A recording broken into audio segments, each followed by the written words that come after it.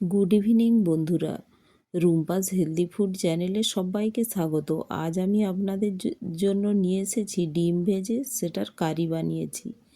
আর তার জন্য নিয়েছি 3টে ডিম, পেঁয়াজ কুচি, স্প্রিং অনিয়ন কেটে নিয়েছি টমেটো আর কাঁচা লঙ্কা কুচি। আর গ্রেভি বানানোর জন্য নিয়েছি আলু, রসুন আদা পেস্ট 1 টিস্পুন, ধনে জিরে পাউডার, গরম মশলা পাউডার, হলুদ, লবণ, তেল, ধনেপাতা কুচি।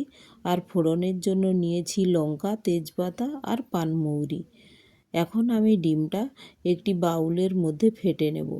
তার জন্যে একটি বাউলের মধ্যে ডিমগুলো এক এক করে আমি ভেঙে নিচ্ছি।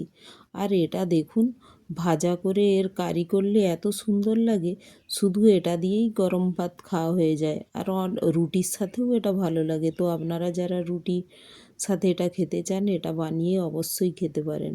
তো এর মধ্যে দিয়ে দিলাম কুচিয়ে রাখা পেঁয়াজ, দিয়ে দিলাম লঙ্কা আর স্প্রিং অনিয়ন কুচি, আর দিয়ে দেব একটু ধনেপাতা। আর আমি লাস্টেও একটু ধনেপাতা দেব। এখন এটা ভেজে নেব। আর এর মধ্যে দিয়ে দিলাম স্বাদ মতো লবণ, দিয়ে এটা ভালো করে আমি এর সাথে ফেটে নিচ্ছি। এখন গ্যাসের ওভেনে আমি তাওয়া বসিয়ে দিলাম। এর মধ্যে দিয়ে দিলাম তেল। এটা একটু নাড়িয়ে, আমি যেহেতু তাওয়া বসিয়েছি তো নাড়িয়ে এটা পুরো তাওয়ায় স্প্রেড করে নিলাম তেলটা। আর দেখুন, এখন ডিমটা এর মধ্যে তাওয়ার মধ্যে ঢেলে দিলাম। আর ডিম তো খুব তাড়াতাড়ি ভাজা হয়ে যায়। তো এটা দেখুন এক পাশটা হয়ে গিয়েছে, তো পুরোটা উল্টাতে অসুবিধে হচ্ছে, তো আমি একটু মাঝ বরাবর খুন্তির সাহায্যেই একটু কেটে নিয়েছি। তো এইবার আমি উল্টে দিলাম। দেখুন, এই ডিমটা এক পাশটা হয়ে গিয়েছে, আর এক পাশটা আমি এখন নামিয়ে নিলাম। এখন ডিমটা হয়ে গিয়েছে। তো এখন আরেকটি কড়াই আমি বসিয়ে দিলাম গ্যাসের ওভেনে। আর এর মধ্যে দিয়ে দিলাম 2 টিস্পুন সর্ষের তেল। আর তাতে দিয়ে দিলাম, ফোড়নের জন্য নিয়েছি পানমৌরি, এলাচ, তেজপাতা, লঙ্কা। তার মধ্যে দিয়ে দিলাম যে রসুন আদা পেস্ট নিয়েছি, ওটিও দিয়ে দিলাম। আর ওটা নাড়াচাড়া করে ওর মধ্যে দিয়ে দিলাম স্প্রিং অনিয়ন কুচি আর টমেটো। আর দেখুন, স্প্রিং অনিয়ন কুচির মধ্যেই পেঁয়াজ ছিল, তো সেটাই দিয়ে দিয়েছি। তো এটা নাড়াচাড়া করে এর মধ্যে দিয়ে দিলাম একটু লবণ, আর দিয়ে দেব হলুদ। এটা নাড়াচাড়া করে আমি ঢেকে এটা কষতে দেব। এটা যেহেতু একটু লবণ দেওয়া আছে, তো এটা ঢেকে কষতে দিলে খুব তাড়াতাড়ি দেখুন কষা হয়ে যায়। তো আমি আর বেশিরভাগ রান্নাগুলোই ঢেকে করবেন, তো তাড়াতাড়ি হয়েও যায় আর পুষ্টিগুণটা বোঝায় থাকে। তো আমি এটা দেখুন ঢেকে দিয়েছিলাম। একটু ঢাকতেই এই মশলাটা দেখুন গলে গিয়েছে। আর দেশি টমেটো খুব তাড়াতাড়ি গলে যায়।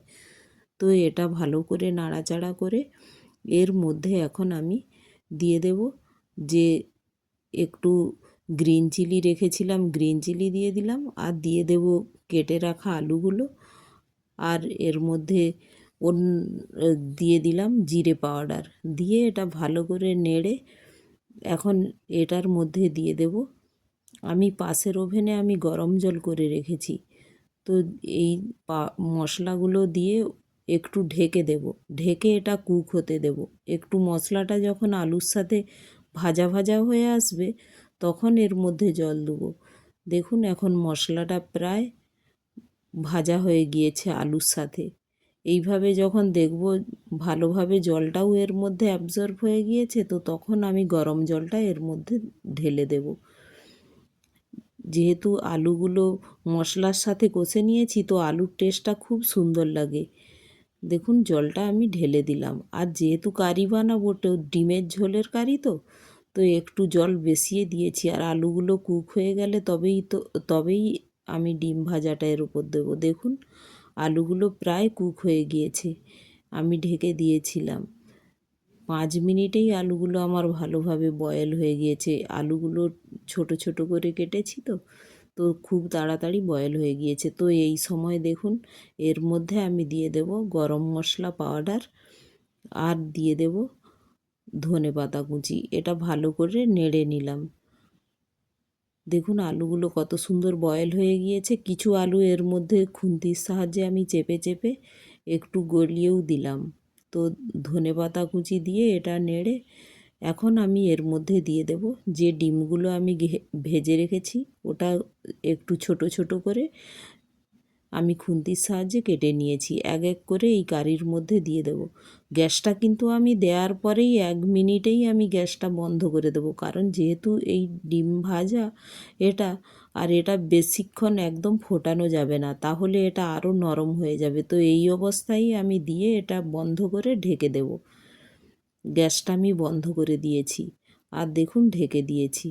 একটু পরে দেখুন কতটা গ্রেভি এটা শুষে নিয়েছে। তো এটা খেতে খুব সুন্দর হয়। একটা লাইক, শেয়ার ও সাবস্ক্রাইবও